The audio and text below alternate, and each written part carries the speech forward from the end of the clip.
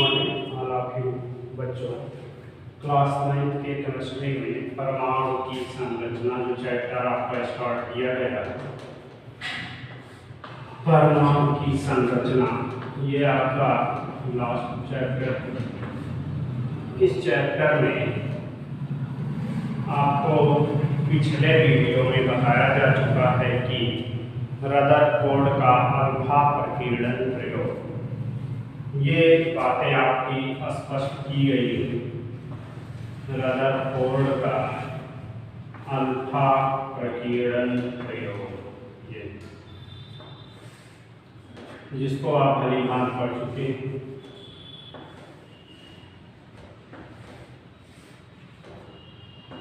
इस तरीके का डायग्राम बनाया गया था। ये क्या है, आपका अल्फा कण है। तो इस प्रयोग के पश्चात रदरफोर्ड ने 3 बातों का निष्कर्ष दिया था। निष्कर्ष ये था कि थॉमसन के मॉडल में जो बातें कही गई थी कि ये पॉजिटिव चार्ज परमाणु के समस्त भाग में फैला है और negative charge particle that is क्या, इलेक्ट्रॉन बीच बीच में फंसे हुए हैं। इस बात को गलत सिद्ध किया किसने, रदरफोर्ड ने। कैसे किया, जब उन्होंने सोने की पतली चद्दर पे अल्फा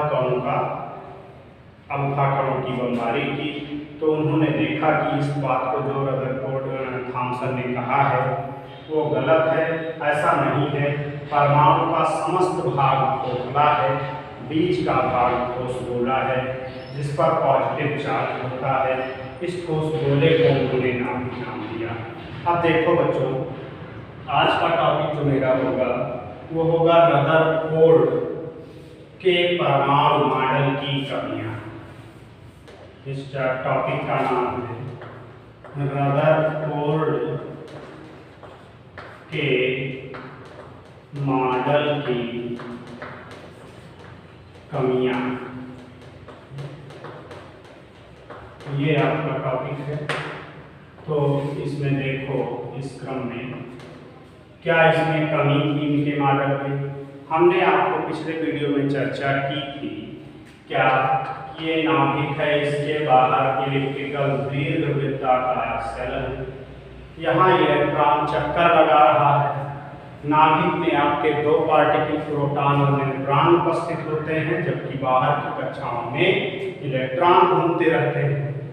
तो रदरफोर्ड के मॉडल में कहीं पर इस बात की चर्चा नहीं की गई है कि इलेक्ट्रॉन कहाँ घूमते हैं और किस वेग से घूमते हैं, इस चीज की जिक्र नहीं है। तो पहला पॉइंट इसका क्या है कि इलेक्ट्रॉन की स्थिति और उसके वेग से संबंधित कोई थीसिस या कोई विचार इनके मॉडल में प्रस्तुत नहीं है। सेकेंड पॉइंट यह है कि इलेक्ट्रॉन, घूमता हुआ इलेक्ट्रॉन क्यों नाभिक में नहीं गिरता, इस बात की पुष्टि रदरफोर्ड के मॉडल में नहीं है। क्या नहीं है कि ये घूमता हुआ इलेक्ट्रॉन आखिर कब तक घूमेगा, ये एक ना एक दिन आके केंद्र में यानी कि नाभिक में गिर जाएगा और परमाणु का विनाश हो जाएगा, जो कि ऐसा संभव नहीं है। परमाणु का विनाश करना संभव नहीं है। तो ये बातें हो गई, इनके मॉडल की कमी थी। क्या थी, इलेक्ट्रॉन घूम रहा है, ये नाभिक में क्यों नहीं गिर जाता।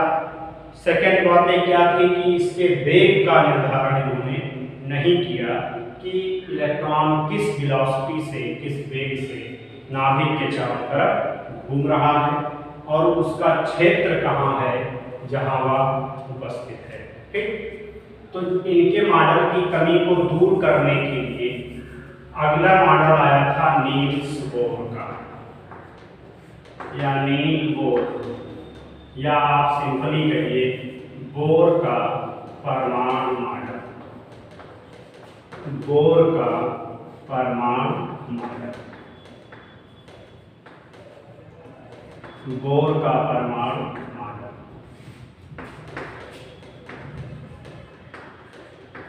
Bohr's atomic model. बोर का परमाणु मॉडल आया। तो बोर ने क्या किया, बोर ने रदरफोर्ड के परमाणु मॉडल में संशोधन किया। 1931 ईस्वी में वैज्ञानिक नील्स बोर ने रदरफोर्ड के परमाणु मॉडल में कुछ संशोधन करके एक नया प्रस्तुत परमाणु मॉडल किया, जिसको नील्स बोर का परमाणु मॉडल या बोर का परमाणु मॉडल कहते हैं। फिर से ध्यान से सुनिए, 1931 ईस्वी में वैज्ञानिक नील्स बोर ने रदरफोर्ड के परमाणु मॉडल में निहित कमियों को दूर किया और दूर करने के पश्चात एक नया एटॉमिक मॉडल, एक नया परमाणु मॉडल प्रस्तुत किया, जिसे नील्स बोर का परमाणु मॉडल कहते हैं। ठीक, उनके मॉडल की प्रथम बात, द्वितीय बात, तृतीय बात, तीन बातें स्पष्ट हैं इसमें नील्स बोर के परमाणु मॉडल में। पहली बात तो यह स्पष्ट है कि रदरफोर्ड के मॉडल में इलेक्ट्रॉन क्यों नहीं गिरता, इसकी बात की गई थी। तो ध्यान दो, ये नाभिक है, नाभिक के बाहर ये कक्षाएं हैं, इन कक्षकों में इलेक्ट्रॉन घूम रहे हैं, चक्कर लगा रहे हैं। होता यह है कि ये इलेक्ट्रॉन नाभिक में नहीं गिरते हैं। इसका रीजन ये होता है कि जब कभी भी इलेक्ट्रॉन बाहर से अंदर की कक्षक में एंट्री करेगा, ध्यान दीजिए, इसको बोलते हैं higher energy to lower energy. ये देखो, जब आप बाहर से अंदर इंटर कर रहे हैं, जब आप अंदर से बाहर इंटर कर रहे हैं, इस दशा में अब हम आपको बता रहे हैं। पहली बात ये कही गई कि इलेक्ट्रॉन नाभिक में क्यों नहीं गिरता, तो रीजन इसका यह है कि जब भी इलेक्ट्रॉन की ऊर्जा कम होती है, वह तुरंत ऊर्जा का अवशोषण करके निम्न ऊर्जा स्तर में आ जाता है। फिर घूमता हुआ इलेक्ट्रॉन जैसे उसकी एनर्जी बढ़ जाती है, तुरंत जम करके उच्च ऊर्जा स्तर में चला जाता है। ध्यान रहे, जब इलेक्ट्रॉन की ऊर्जा घटने लगती है तो वह निम्न ऊर्जा स्तर में आ जाता है, ऊर्जा का अवशोषण करता है। और जब इलेक्ट्रॉन उच्च ऊर्जा स्तर में जाता है, यानी उसकी ऊर्जा बढ़ने लगती है, तो निम्न ऊर्जा स्तर से जम करके उच्च ऊर्जा स्तर के ऑर्बिटल में जाता है। तो उस दशा में इलेक्ट्रॉन ऊर्जा का उत्सर्जन करता है। दो बातें ध्यान रहे, सुनिए। रदरफोर्ड के मॉडल में इलेक्ट्रॉन परमाणु नाभिक में क्यों नहीं गिरते, तो इसलिए नहीं गिरते कि इलेक्ट्रॉन उच्च ऊर्जा स्तर से निम्न ऊर्जा स्तर में आते समय ऊर्जा का अवशोषण करते हैं, और निम्न से उच्च में जाते समय ऊर्जा का उत्सर्जन करते हैं। इसके अतिरिक्त एक और फैक्टर काम करता है। दो तरीके का फोर्स होता है, एक होता है अभिकेंद्र बल और एक होता है अपकेंद्र बल। ध्यान दीजिए, अभिकेंद्र बल और अपकेंद्र बल। अभिकेंद्र का मतलब होता है बाहर से अंदर की ओर लगने वाला बल, और अपकेंद्र का मतलब होता है अंदर से बाहर की ओर लगने वाला बल। चूंकि नाभिक पॉजिटिव चार्ज है, इलेक्ट्रॉन पे निगेटिव चार्ज है, तो आपको मालूम है कि आवेश की संकल्पना के अनुसार पॉजिटिव निगेटिव को अट्रैक्ट करना चाहेगा और निगेटिव पॉजिटिव को अट्रैक्ट करना चाहेगा। इस दशा में नाभिक भी इलेक्ट्रॉन के पास जाने की प्रवृत्ति रखना चाहेगा, इलेक्ट्रॉन भी इसके पास आने की चाहेगा।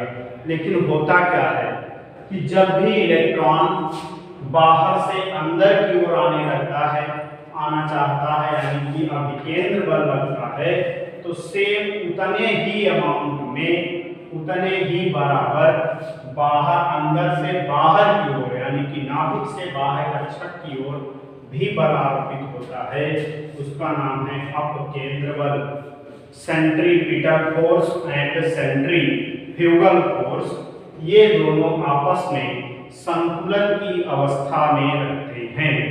दोनों बल आपस में संतुलन अवस्था में होने के कारण इलेक्ट्रॉन नाभिक में नहीं गिरते।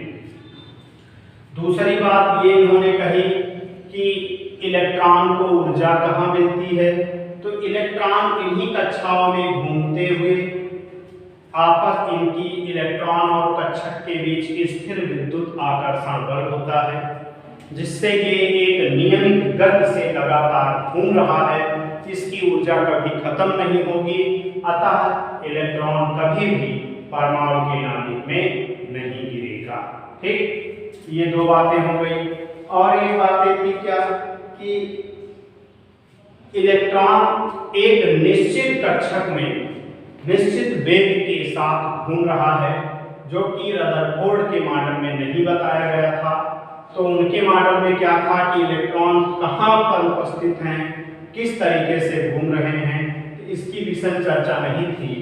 तो बोहर के परमाणु मॉडल में ये बात थी कि जैसे देखो ये आपका नाभिक है, ये उसके बाहर की कक्षक है, तो इसमें नाभिक के जस्ट बगल पहली सेल जो होती है उसका नाम होता है के सेल। इसके बाद वाली जो सेल होती है उसका नाम होता है यल।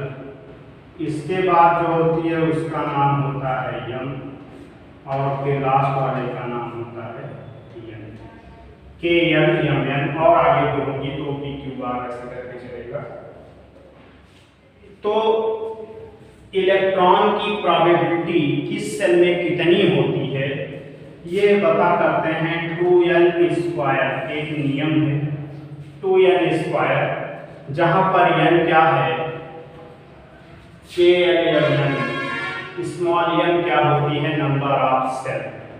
अब चूंकि k है, k नाभिक के बाद की पहली सेल है, तो आपका जो k होगा, k के लिए n बराबर 1, यल के लिए n बराबर 2, यम के लिए n बराबर 3 और n के लिए n बराबर 4, ये वैल्यू होती है। अब आपको इसी से आइडिया मिल जाएगा किस सेल में कितने नंबर ऑफ इलेक्ट्रॉन होते हैं। अब रही बात अगर हम k के लिए करेंगे तो 2 गुणे 1 का वर्ग यानी 2 इलेक्ट्रॉन 2n² नियम के अनुसार। यल की बात करें तो 2 गुणे 2 का स्क्वायर यानी कि 8 इलेक्ट्रॉन। यम की बात करेंगे तो 2 गुणे 3 का स्क्वायर यानी कि 18 इलेक्ट्रॉन। और यन की बात करें तो 2 गुणे 4 का स्क्वायर यानी कि 32 इलेक्ट्रॉन। इस तरीके से हमको मालूम है किस सेल में कितने नंबर ऑफ इलेक्ट्रॉन होते हैं। आगे हम आपको नेक्स्ट टॉपिक में ये बताएंगे कि विभिन्न कक्षकों में इलेक्ट्रॉनों का वितरण, इलेक्ट्रॉन किस प्रकार से वितरित होते हैं, अलग अलग कक्षकों में इलेक्ट्रॉन किस तरीके से वितरित किए जाते हैं, इसको हम आगे बताएंगे। अभी आपको खाली 2 बातें याद रखो, रदरफोर्ड के मॉडल की जो कमी बताई गई और उस मॉडल को वैज्ञानिक बोर ने किस तरीके से दूर किया, ये जानकारी मिल गई। और देखो बच्चों, एक पार्टिकल आपका और छूटा हुआ है, वो छूटा हुआ है क्या कि जब न्यूट्रॉन के विषय में बात नहीं की गई। न्यूट्रॉन, तो न्यूट्रॉन क्या होते हैं, हमने कहा कि प्रोटॉन और न्यूट्रॉन ये पाए जाते हैं नाभिक में, इलेक्ट्रॉन आपका पाया जाता है कक्षक में। ठीक, तो प्रोटॉन और इलेक्ट्रॉन ये दोनों की बात आप कर चुके हैं, इन दोनों की बातें हो चुकी हैं। खाली बचा है न्यूट्रॉन। तो न्यूट्रॉन की कहानी कुछ ऐसी है कि न्यूट्रॉन विद्युत उदासीन कण है। पहली बात, बेरिलियम परमाणु पर Be परमाणु पर अल्फा कणों की बमबारी करने पर, अल्फा कणों की बमबारी के फलस्वरूप इसको प्राप्त किया गया था। बेरिलियम परमाणु पर अल्फा कणों की बमबारी के फलस्वरूप क्या मिला था आपको, न्यूट्रॉन मिला था। तो न्यूट्रॉन की खोज किसने किया था, वैज्ञानिक चैडविक ने। ठीक, न्यूट्रॉन की खोज किए वैज्ञानिक चैडविक ने। और न्यूट्रॉन पर आवेश आवेश न्यूट्रॉन पर होता है शून्य, कोई चार्ज नहीं होता है, और न्यूट्रॉन का जो द्रव्यमान होता है वो लगभग इलेक्ट्रॉन के बराबर होता है, यानी 1.6 गुणे 10⁻⁻27 किलोग्राम। ये लगभग इतना वेट आपके न्यूट्रॉन का होता है। तो इस क्रम में आपका आवेश इस पर 0 होता है और इलेक्ट्रॉन इस पर आवेश 0 होगा, और इसका द्रव्यमान या वेग कितना होगा 1.67 गुणे 10⁻⁻27 किलोग्राम। ठीक, तो इतना आप आज आप लोग इतना ध्यान दीजिए कि मॉडल में कमी क्या थी रदरफोर्ड को, उसको वैज्ञानिक बोर ने किस तरीके से दूर किया था। फिर इसके बाद आप न्यूट्रॉन क्या होता है खोज किसने किया, और फिर न्यूट्रॉन उत्पन्न कहाँ से हुए हैं। तो बेरिलियम परमाणु पर अल्फा कणों की बमबारी से न्यूट्रॉन उत्पन्न हुए। ये विद्युत उदासीन होते हैं, इन पर आवेश 0 होता है, कोई चार्ज नहीं होता, इनका द्रव्यमान 1.67 गुणे 10⁻⁻27 किलोग्राम होता है। तो इस तरीके से आप लोग इसको देखिए, और फिर आपका जो नेक्स्ट टॉपिक होगा, अगला टॉपिक जो आपका है उसको नाम है उसका विभिन्न कक्षकों में